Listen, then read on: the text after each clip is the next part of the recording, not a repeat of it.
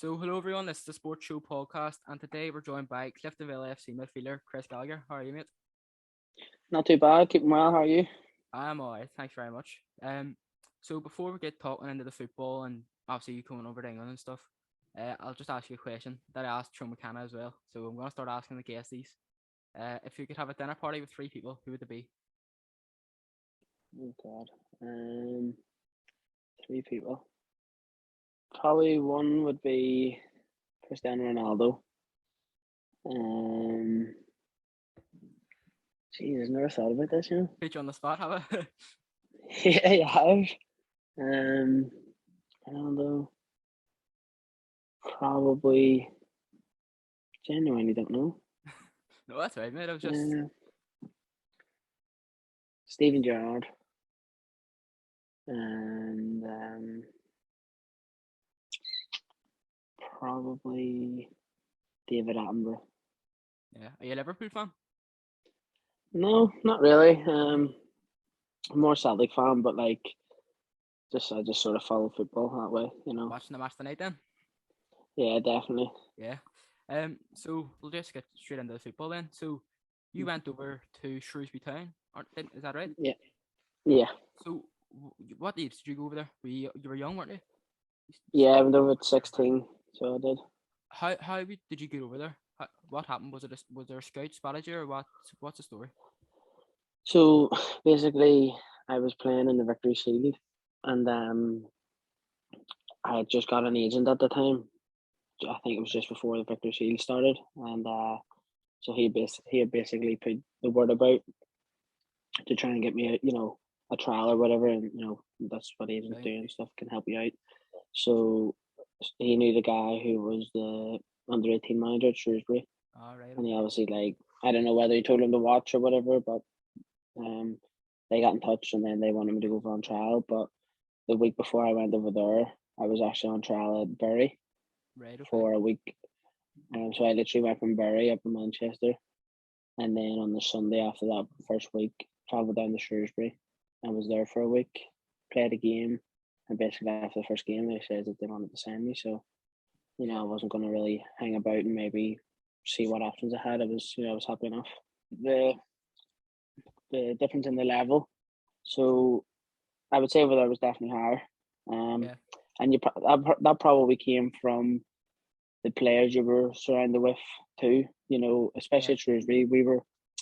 Shrewsbury was on the border of England and Wales, and it was about an hour from Birmingham, an hour and a half from Liverpool and Manchester. So you'd have got players who were falling out of the likes of United, Liverpool, City even. Yeah. Who, if the manager knew about them, it was sort of a place where they could go to, obviously, as a stepping stone. Yeah. So we had a few boys from Liverpool in our youth team and a boy from United and stuff. So that's what I mean by, in terms of the quality, I think it was probably based on the players around you that way. Yeah. Did you play FIFA yourself? See, to be honest, I haven't played this year's. I haven't played it in a while. I just never really got into it after, probably when I come home from England. Just never really got into it. It was just see Ultimate Team and stuff. It would have put my head away and trying to keep on top of things. Nah. Did you end up using your own card? I did, yeah. Don't get me wrong, because when I had it when I was over there, yeah, I was using it, and obviously it's quite something as a youngster and wanting to be a footballer, and then you get that contract, and then next thing you know, you're getting headshots done on training ground, and it's these forms, it helps out, goes towards your FIFA card and stuff, so just wee things like that. It's just it's crazy. Yeah. Once you went on loan whenever you were over there, weren't you? Yeah, I went on loan. My first loan was to Stalybridge Celtic, and it was around, I think, the end of November, December of the year I went. But the weather was terrible that year. It was crazy amount of snow and stuff. So I think in the period, I had initially signed on a 1 month loan, and I was meant to have so. And then it got extended another month, but I was meant to have 22 games, and I think 15 of the games were cancelled due to the weather. So probably only played 6 or 7 games, which was obviously better than nothing, but at the same time, you're in training every day. You want to be playing games, so it was Yeah, frustrating that way. that's understandable. And then after Christmas, the weather was still bad and stuff. Not many teams were probably looking for players, young players, whatever. But I was going to Asda one night, and the manager texted me, and he was like, Starbridge, want to take you on loan? And they were only like 45 minutes away from Shrewsbury. So I was like happy days, yeah, like when will be sorted? And he says, we'll get the stuff sorted tomorrow. Go and see the club secretary. She'll have all the paperwork and stuff. So I was like, happy days. Went and got that sorted. And then I think I went there and ended up staying in there in March. And between March and the end of April, start of May, I played like 23 games. It was a mad Well, schedule. Like we were playing 3 games a week, but that was all due with the backlog of games because of the yeah, weather. So as much as it was a lot of games, it was good. Like it was enjoyable because I wanted to play. So I was playing. Some weeks I was playing Monday, Wednesday, Saturday. right. Yeah, so it was hectic, like, but Yeah. it was worth it. So what made you then come back home, back to Northern Ireland? Well, on my pro year, I just didn't get a new contract. Basically, a lot of people asked me when I did come home.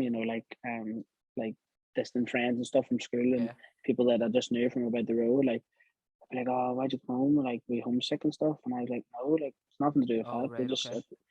at the end of the day, you could probably look at it and say, well, I just wasn't good enough. But um, like even the year of my pro deal, it was probably the best year of Shrewsbury's history. We didn't drop out of the top three in League One the whole year. We were in the one of the Checker Trade Trophy final, got to the Yeah. playoff final. Yeah. So it was quite hard to break in because the quality was really really good that year. Yeah. So then you signed for Glentoran then, isn't that right? Yeah, And then you done well that year, didn't you? Said the first year there. my first year at the Glens. So I originally signed and Ronnie McFall was the manager. I think we finished sixth that year. Oh well. Um, Sorry, is it? yeah, I think we finished sixth. We got the Europa League like qualifier, the playoff or something, and then we actually got beat by Cliftonville. So we did. It was the following year. It was sort of whenever like the whole takeover thing was starting. Yeah. At the Glens, we won the Irish Cup that year. I think we came third in the league maybe. So that was quite a good season. We had a good run of games, and obviously the Irish Cup run was always good. It was just a shame that like it was throughout the pandemic, so Yeah. there was only 500 people at the game, so didn't really get to experience it as well as it Aye. should have been. Yeah. But it was still good at the end of the day to get that winners medal. That year you played Motherwell, isn't that right? Um, Or was that the yeah. year after? So the year we won the Irish Cup was 2020. We won the Irish Cup in the May, I think it was, Right. and then we played Motherwell in July, Right. and obviously the Europa League qualifier. Well, we first of all we played Torshavn. They were Yeah. in the first round, and we beat them at home. And that was the thing was due to the pandemic, like there was only one leg of Yeah. games. It wasn't like home and away, Aye. so So it's just a you one could match. you, Yeah. you could look at it as like maybe a good thing because it was just a one-off Yeah. game. You win, you're through. You lost, you're out. So that was good. Then the draw got done. A lot of us were like, "Oh, it'd be decent to get like a good away draw. Get a trip Aye. away somewhere, just another life experience, I Aye. Just suppose." But experience it. yeah, but then we got Motherwell, so it was like we were like, "All right, okay, well, looks like we're going to Scotland." And Yeah. I think Linfield ended up going like away to Azerbaijan or something Yeah. that Aye. year, Yeah. or or something like that. But we were away to Scotland. But I think we took it as like, you know, okay, we're only going to Scotland, but it's a good opportunity as well to Yeah. progress. Yeah. And I actually thought we'd done very well. I think the score finished 4-5-1. Now Yeah. looking at that, it probably doesn't look the best, but I looking at the highlights, like just I'd say it was a good even match, like just good play from both sides. yeah, yeah, I think we more than held our own against them. And I think Yeah. like that coming off the back of their season, I think they finished third and like in the Yeah. SPL, so they'd had a really good season. Um, but up until I think we got a man sent off in like the 60th minute or Yeah. in the round then anyway, and just from that it was we sort of went downhill and it was difficult for us, but it was still enjoyable. Yeah. How did it feel to make your first ever European appearance then? Yeah, it was good. Like, don't get me wrong, but to me, it was just another game. There was So it didn't no. feel like any, although it was qualifiers, it still didn't feel that big of a match. Yeah, Just like, of course, it's a big game, and there's everything else that comes with it. yeah, The different rounds, the prize money for the club, and stuff like that. But to me, like, a game's a game. It's you against your yeah, opponent, and that's all that matters really at the end of the day. There's no point sort of getting sucked in by the occasion, because that's when it sort of can affect the performance. yeah. And then obviously you played for Northern Ireland then up your whole youth career, and then made it to the under 21s. Yeah, Uh, you played against France and all them in the Euro qualifiers. Um, yeah. do you We played against France under 17s. uh, you actually played against Konaté, the Liverpool centre back? Really? Yeah, I actually done my research and I seen you play against him, but I was just Mm. seeing if you actually knew that yourself. Was that at the under 17 one? Was it? I was under 17. I've just got it mixed up here, but I was under 17 one. Because, see, funny enough, me and a few of the boys, it was probably just before Christmas, we went for breakfast at Hatch before one of the games, and we were just talking about, like, teams and players that Yeah, we played against, and I brought up that French team, but, like, what I was saying was, like, I was like, I don't have any team sheets anywhere. Like, yeah. I was like, God knows who I could have played against, who's playing now at a high level, and I was actually googling it to try and find it, and I found the website. It was the UEFA website, and it had the team stuff, but it didn't have the lineup, so I couldn't even see Uh, it. But no, it's funny enough you say that. That's no, it's crazy. Like, I think I got it on Transfer Market. I think I on the website. I think that's where I right, got it, okay, and I gave the full team yeah, sheet, like your position and everything. So yeah, that was handy enough then. How did it feel just to sort of play against these teams? Like they're obviously big teams, big yeah. countries playing against them. And how was it?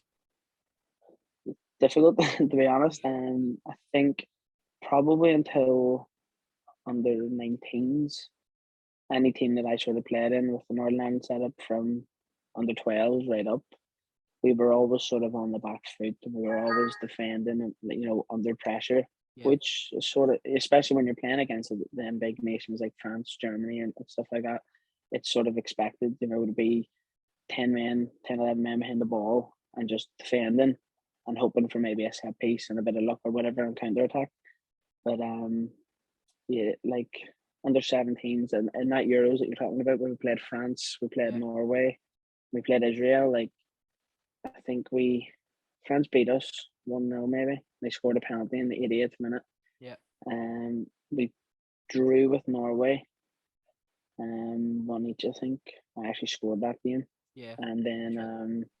the Israel game, because of the other results, if we had have won, I think we could have still had a chance to qualify.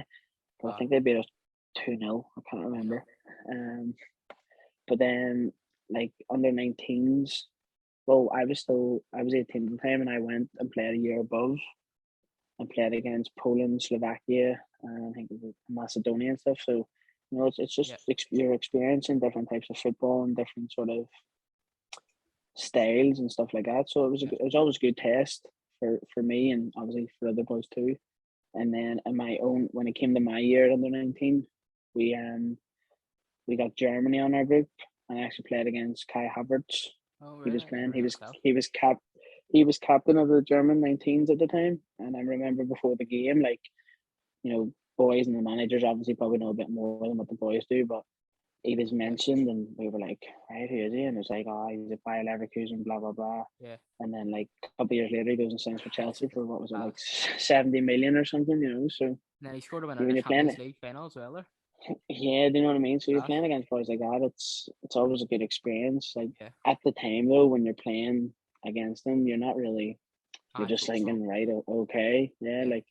like, let's see what you can do. And to be quite honest, like, we didn't do too much in the game. To be honest, I don't think he was trying. He was probably strolling about, but Yeah. you could tell he was a good player. Yeah. So now we're gonna move on to Irish league players moving over to England. There's a lot more now. Do you think Yeah, like more scouts and all are getting brought over here to have a look on the potential of some of our players? yeah, absolutely. I think especially with the way our league's going at the minute, it's Yeah. definitely going in the right direction. You've got the full time teams, and then part time teams like ourselves at Cliftonville. We're more than competing. Uh Um, yeah. But I think also like the quality of the product on the pitch has improved Yeah, massively. We've got several clubs who have the 3Gs in, like ourselves, yeah, Larne, Coleraine, and it's allowing teams to play football, and it's not as scrappy. Um, we're definitely attracting a lot of yeah, better players from even outside of Northern Ireland, even boys coming from down south, or the likes of, there's obviously Liverpool sending a couple of boys on loan yeah, from English clubs and Rangers and stuff. So it's definitely a place where people can develop, yeah, and I definitely do definitely. think that scouts are taking a notice to it, which is good. Yeah, it's brilliant. Next up is you signing for Cliftonville. Was there a reason that you moved there in the first place, or was it just just felt like you needed to go? Well, there's my backstory to why I left the Glens, and I'll not get into it. But I obviously became available, transfer listed and stuff. Um, All right, okay. and then there was a couple of teams on the phone. To me, Cliftonville made the most sense. Yep. I'd always been a big admirer of Paddy when he was the manager at Institute. I remember playing Okay. against him one day down at the Brandywell, and they passed us off the park. And that's the type of player I am. I like to get on the ball and pass it. So the way he managed, and I'd heard about how he was sort of man management as well. Um, so that was a big thing for me, knowing that Yeah. he's like he gets on with the players and he talks to them in the right way and stuff when he needs to, Mm, but also just how Cliftonville play good stuff as well. yeah. So that was one of the biggest attractions, knowing that they play my style of football.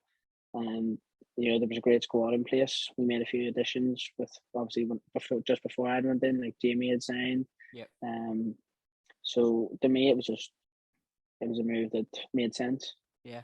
Um, what's the goal now, Cliftonville? Because we've been doing like Cliftonville have been doing very well this year. They were Yeah. top of the league there for a few months, and then they're Mhm. now in the third now, but they're only 6 points behind Linfield at the top. So still, this title race is still on. Yeah, it definitely is. But listen, I think we know ourselves. We're a good squad. Yeah. Um, and we just take it game by game. We'll look after ourselves. Let the other teams battle it out, and then see what happens. I think a good goal for us would be if we can get European football. Yeah. Yeah. Definitely, it's definitely a goal. Yeah. Um, Definitely. we've obviously got the League Cup final, so Yep. we It's another big no match. doubt we have to win that. Um, so I think for us it's just taking each game as it comes and picking up as many points as we can, and coming the end of May, see where we are. Yeah. Now we'll move on to your new business that you've opened up. Well, it's not very. It's still Hmm. quite new. Yeah. Was there a reason that you started it up? To be honest, yeah, like, so obviously when I was at the Glens, I was full time, but like even at that, I still had a Yeah. lot of spare time on my hands. Yep. And especially now that being with Cliftonville and being part time, I've got a bit more time on my hands. So it's something I had looked at doing Yep. probably over a year ago now. Um, I don't know what it was. I just sort of I've seen it and I thought, took a bit of an interest to it and thought, why not? Hemmed and hammed about it for a good while. Like I say, it's probably over a year now when I first looked at it. And then one day I was sitting in the house and I was just on looking, sitting bored. And I was like, you know what, like, why not just do it? Yeah. It'll plus my mum and daddy, they were on to me saying about you've too much spare time, may do something, Yeah. blah blah blah. So I was like, go and do the course, make a bit of money on the side also, and it gives you something to Yeah. do. Did you study business studies at school? No, No. So literally, just I left school in fifth year, so I did obviously to go to England. yeah. So although to be fair, like there's not much you need to know. It's just pretty basic. Yeah. I've done the massage course, so that has I know my stuff that side. And in terms of business side of things, it's basically putting a lot of stuff out in social media, trying to interact with Yeah. people, get people in the book. Um, Yeah. but obviously, like there's no pressure on anyone in the book. Like if you don't need it, you don't need it. But Uh, obviously, I want to get as many people in as I can.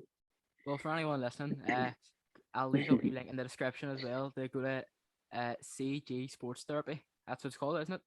Yeah, Yeah, that's the one. I'll leave a link. So now we're just gonna move on to the. There's 2 questions on Instagram asked from some of the followers. Uh, Mm. what's it like whenever you score and everyone's loving you and cheering for you? No, it's class to be fair. Like I haven't scored many. I've only scored 2 in my Yeah, senior career. But like obviously my first goal was against Cliftonville at Solitude, yeah, and yeah, it was like it's a good buzz. And then my second goal was for Cliftonville against Ards. cracker show us. Um, yeah, a lot of people said it was a cross, but it definitely wasn't. But yeah, it's just it's a good Yeah, like. Luckily enough, my dad's been there to watch. He goes to all my games, and he's been able to see them. So he does. it's just a wee sense of I don't know, like fulfillment whenever you're able to sort of score and celebrate with like and point to him and stuff and whatever. It's Yeah, it's good, and especially I hope they add more goals in the game and probably score more important ones. yeah, That's the goal as well. So and then there'll be an even bigger buzz when they come. yeah. And the next one, I actually like this question because it's something I would actually like to know as well. As a player, how much influence do fans have on your game? And your game, yeah, like a lot, good and bad. Yeah, I remember once when I was at the Glens, we were playing Newry. I think it was my first season, and I'd had a good season, but it was just a bad day at the office, and I tried to play like a diagonal pass, and I completely dragged it, and like the oval was just like booing, and it just like it was at the time when the fans were on the backs of the team because the yeah. results weren't going good. So I was like a shit pass, excuse my language, but No, don't worry. it was like it was just I just like, oh geez, I want the ground to swallow me up. But then on the other hand, I think what I love is see, especially at Solitude, whenever you're on the pitch close Yeah, to the side where everyone is, like see if you had a good tackle or you're pressing uh, someone and you hear them cheering, or there's nothing better than like a good tackle and you can just feel the crowd get lifted by it. So I think, yeah. and then that just gives you it just gives you like a boost of energy. So More it's always confidence as good. well to keep playing, Yeah, keep playing the way you're playing. definitely. Well, that's everything that I've really wanted to ask you. And unless you've Hmm. anything else you want to say, No, not really. no, Unless you have any more questions. no, I think that's everything. Thanks for coming on. I really appreciate it. Um, No, thanks very much for having me. right, Appreciate that as well. right. Thanks very much then. Thanks. See you later. No problem. Bye. Good man, Darth. Bye. Cheers.